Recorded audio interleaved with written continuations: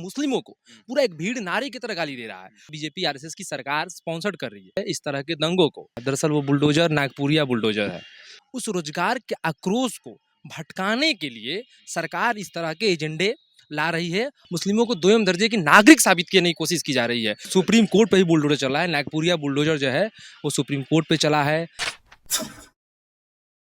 आप देख रहे हैं द एक्टिविस्ट और मैं हूं अमान। दिल्ली के जहांगीरपुरी में शोभा यात्रा पर पथराव चलाने के बाद दो समुदाय के बीच हिंसा होती है। उसके बावजूद कल वहां के लोगों पर बुलडोज़र चलता है, घरों पर बुलडोज़र चलता है, दुकानों पर बुलडोज़र चलता है। लेकिन सबसे बड़ी बात यह है कि सुप्रीम कोर्ट का आदेश आता है और वहां पर जो अतिक्रमण हो रहा था उसे रोकने के लिए कहा जाता है। सुप्रीम कोर्ट के आदेश के बावजूद वहां पर कुछ देर तक अतिक्रमण होता रहता है। हमारे साथ इस मुद्दे पर बात करने के लिए आयशा छात्र नेता दिव्यम भाई हैं। दिव्यम भाई, दिल्ली के जहांगीरपुरी में आपको मालूम ही होगा कि कल डिमोलिशन हुआ, अतिक्रमण हुआ, दोनों समुदाय के घर के ऊपर बुलडोज़र चला। लेकिन बड़ी बात यह है कि कल सुप्रीम कोर्ट का आदेश आता है और उसके बावजूद वहां पर अतिक्रमण होता रहता है। बेहद अहम सवाल है ये। वो सरकार का बुलडोज़र नागपुरिया बुलडोज़र है और वो बुलडोज़र दरअसल वहाँ की सिर्फ घरों पे नहीं चला है, वहाँ के लोगों पे नहीं चला है। वो बुलडोज़र सुप्रीम कोर्ट पे भी चला है। कल वो सुप्रीम कोर्ट पे ही बुलडोज़र चला है। नागपुरिया बुलडोज़र जो है वो सुप्रीम कोर्ट पे चला है, देश के संविधान पे चला है, देश के संवैधानिक मूल्यों पे चला है। जहांगीरपुरी में जो दिल्ली के वहाँ जो हिंसा हुई, इस हिंसा में सरकार अभी जो देश के अलग अलग हिस्सों में सांप्रदायिक हिंसे हो रहे हैं, उन सांप्रदायिक हिस्सों में जो जुलूस निकालने के नाम पर धार्मिक उन्माद जो फैलाया जा रहा है हिंदू संगठनों के द्वारा, हिंदू दरअसल पूरा कहिए तो हिंदू चरमपंथी संगठनों के द्वारा, जिस तरह से आप देखें कि इसी बिहार के मुजफ्फरपुर के में मस्जिद पे भगवा झंडा फहराया गया और उस पर कोई कार्रवाई नहीं हुई। वहाँ जो संलिप्त हैं, वहाँ एक हिंदू पुत्र संगठन चलाने वाला ऋषभ ठाकुर उसमें संलिप्त है। वहाँ के जो वर्तमान विधायक हैं भारतीय जनता पार्टी के, राजू सिंह उसमें संलिप्त है। लेकिन किसी पे किसी तरह की कोई कार्रवाई नहीं हुई। दरअसल ये मामला जो पूरा है, सरकार जानबूझ करके स्पॉन्सर्ड कर रही है इस तरह के दंगों को। सरकार बीजेपी आरएसएस की सरकार स्पॉन्सर्ड कर रही है। इसके पीछे कारण है कि आप थोड़ा पीछे जाइए और देखिए, एनटीपीसी का आंदोलन हुआ और किसान आंदोलन की ऐतिहासिक सफलता के बाद देश के युवाओं के अंदर एक जगी रोजगार को लेकर के एक आक्रोश पनपा, जिसका उदाहरण है एक उम्मीद जगह आक्रोश पनपा, उम्मीद नहीं थी, आक्रोश पनपा कि सरकार रोजगार नहीं दे रही है, बेरोजगारी लगातार बढ़ रही है, महंगाई बढ़ रही है। उसमें जब वो आक्रोश पनपा तो सरकार और एनटीपीसी को उतना गजब का आंदोलन था। रेल चक्का नौजवानों ने जाम किया, बिना किसी नेतृत्व का बिहार बंद भी हुआ उसमें। तो उस आंदोलन को, उस रोजगार के आक्रोश को भटकाने के लिए सरकार इस तरह के एजेंडे ला रही है और प्रायोजित दंगे सांप्रदायिक हिंसे करवा रही है, ताकि जो देश का बेरोजगार युवा है उसको हम डाइवर्ट करके और हिंदू मुस्लिम के झगड़े में लगा दें। जो जिन लोगों पे बुलडोजर चला है वो गरीब लोग हैं। जहांगीरपुरी का अपना वहाँ का एक सांप्रदायिक सौहार्द है और वहाँ के लोग खुद कह रहे हैं, वीडियो निकल करके सामने आ रहे हैं कि हम लोग बहुत मिलजुल कर साथ साथ रहते थे। लेकिन हम लोग साथ साथ रहते थे, हम लोग अब किस मुंह से रहेंगे, तो हम लोग किस मुंह से रहेंगे, यहाँ के लोग कह रहे हैं। तो ये दरअसल वो पूरी की पूरी प्लानिंग है सरकार की। एमसीडी का चुनाव आने वाला है वहाँ पे। उसके पहले देखिए, जब उत्तर प्रदेश का चुनाव हो रहा था, कर्नाटक के हिजाब विवाद को लाया गया, मंदिरों में अजान को लेकर के, लाउड स्पीकर को लेकर के वो करी है। रोजगार पे कोई चर्चा नहीं है, महंगाई इतनी बढ़ गई, इस पे कोई चर्चा नहीं है। दिव्यम भाई, एक तरफ मंदिर को भी मंदिर है, दूसरी तरफ मस्जिद है। मस्जिद के आगे वाले हिस्सों को भी तोड़ा जाता है। कुछ लोगों का ऐसा कहना है, असउद्दीन ओवैसी भी है, उनका कहना है कि सरकार कलेक्टिव पनिशमेंट दे रही है। बिल्कुल सरकार कलेक्टिव पनिशमेंट दे ही रही है, क्योंकि आप सरकार वहाँ ये तर्क दे रही है कि मैंने अतिक्रमण के नाम की था उसको डिमोलिश किया। इसके और दिन पहले आप कहाँ थे? अचानक से जहांगीरपुर हिंसा होती है और वहाँ पे वहाँ के अस्थाई जो चश्मदीद लोग हैं वो ये बता रहे हैं कि जो जुलूस था वो 2-3 राउंड चक्कर मारा उस इलाके को और उन्मादी नारे लगाए गए। कई जगह से वीडियो निकल कर सामने आए हैं कि मस्जिदों के सामने गालियां दी जा रही है कलेक्टिवली मुस्लिमों को, पूरा एक भीड़ नारे की तरह गाली दे रहा है। तो ये जो एक तरह से इस्लामोफोबिया क्रिएट किया जा रहा है, मुस्लिमों को दोयम दर्जे की नागरिक साबित करने की कोशिश की जा रही है। यही बिहार के एक विधायक ने ये बयान दिया कि मुस्लिमों को वोट का अधिकार छीन लिया जाए।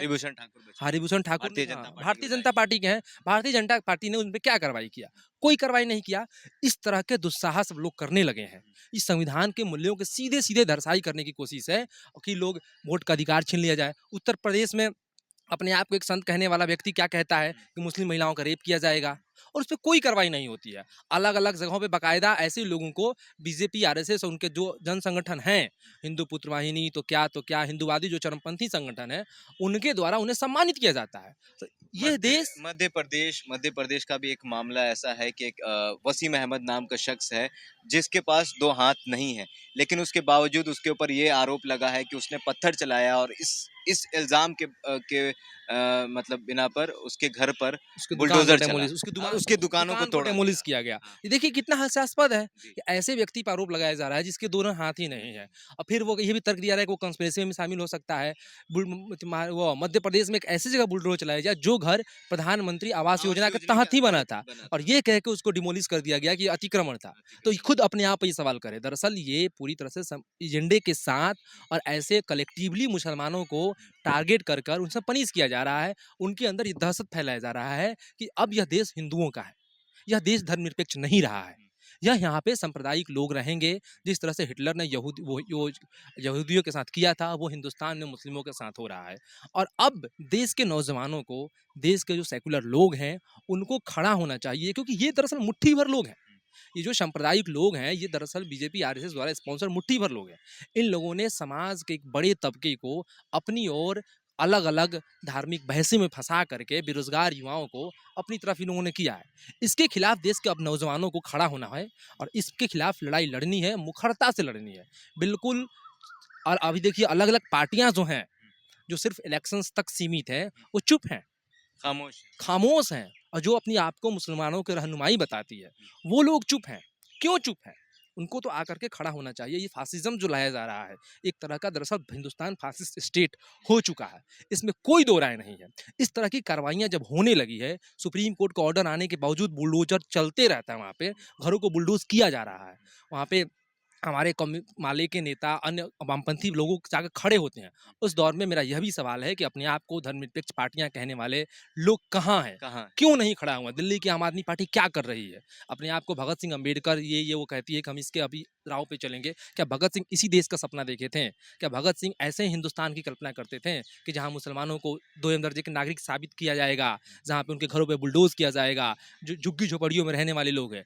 अतिक्रमण का जो सवाल है, दरअसल जिसके पास जो लोग भूमिहीन हैं, उनके पास निजी कुछ है नहीं और सरकारी पे वो रह नहीं सकते, तो वो कहाँ जाएंगे? क्या यह देश उनका नहीं है? ये कौन सा राष्ट्रवाद है बीजेपी का?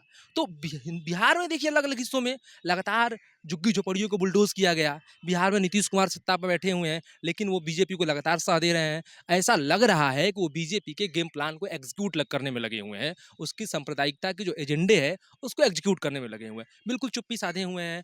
यहाँ पे गया के शेरघाटी में एक मुस्लिम ऑटो चालक को इसलिए मारा गया, उसे बोला गया कि जय श्री राम बोलो, उसके बोलने के बावजूद उसको पीटा गया, इतना पीटा गया कि वो अधमर्रा हो जाए। तो अब समाज को इतना असंवेदनशील बनाया जा रहा है। आम आदमी पार्टी के एक नेता हैं, उनका ऐसा कहना है, राघव चड्ढा, आप जानते ही होंगे, उनका ऐसा कहना है कि इस देश में दंगा भारतीय जनता पार्टी करा रही है और बुलडोजर अब भारतीय जनता पार्टी के मुख्यालय पर चलना चाहिए ताकि ये दंगे रुके। तो चलाए ना, वो दिल्ली के सत्ता में है, वो क्यों नहीं भारतीय जनता पार्टी के मुख्यालय पर बुलडोजर चला देना? दरअसल उनको सिर्फ कहना है, वो कहने वाले ही लोग हैं। आ करके जब बुलडोजर चलता है तो उसके सामने खड़े होने वाले लोग नहीं। दरअसल ये पार्टियां लड़ने भिड़ने वाली हैं नहीं, जनता के हित के लिए है नहीं। इन्हें चुनावी हित साधना है और सिर्फ ये बयानबाजियां करेंगे, प्रेस कॉन्फ्रेंस करेंगे। प्रेस कॉन्फ्रेंस करने से क्या उनका वो बुलडोजर रुक जाता? अगर कम्युनिस्ट लोग वहाँ पर, वामपंथी लोग, अगर वो सुप्रीम कोर्ट का नोटिस लेकर के खड़ा नहीं होते बुलडोजर के सामने, तो जाने कितने घर और ढह जाते हैं, और जाने कितने घर ढह जाते हैं, कितनी दुकानें ढह जाती। और ये बुलडोज करने का जो अतिक्रमण का सवाल है, इसके लिए आपको नोटिस देना होता है। नोटिस देने के बाद उनको खाली करने के लिए समय देना होता है। लेकिन अब अचानक से एक ऐसी घटना होती है, उसके बाद बुलडोज कर दिया जा रहा है। दरअसल सरकार, जो देश का संविधान है, ये क्या होता है कि कहीं भी हिंसाएं होती हैं, कहीं भी उस तरह के कुछ होता है, उसके खिलाफ सरकार को निष्पक्ष होकर के जो दोषी उस पर कार्रवाई करनी चाहिए। लेकिन सरकार दरअसल इस तरह की दंगा, क्योंकि वही करवा रही है, उसका चुनावी फायदा लेने के लिए अलग अलग वो चीज़ों को अपने हिसाब से स्पॉन्सर कर रही है। ये थे हमारे साथ दिव्यम भाई और इनका ऐसा कहना है कि सरकार अपने फायदे के लिए दो समुदाय के बीच दंगा बढ़ा रही है, दंगा करवा रही है। आपका क्या कहना है इस मुद्दे पर कमेंट बॉक्स में ज़रूर बताइएगा। अगर आप हमारे फेसबुक पेज पर हैं तो लाइक करिए, अगर आप हमारे यूट्यूब चैनल पर हैं तो सब्सक्राइब करिए।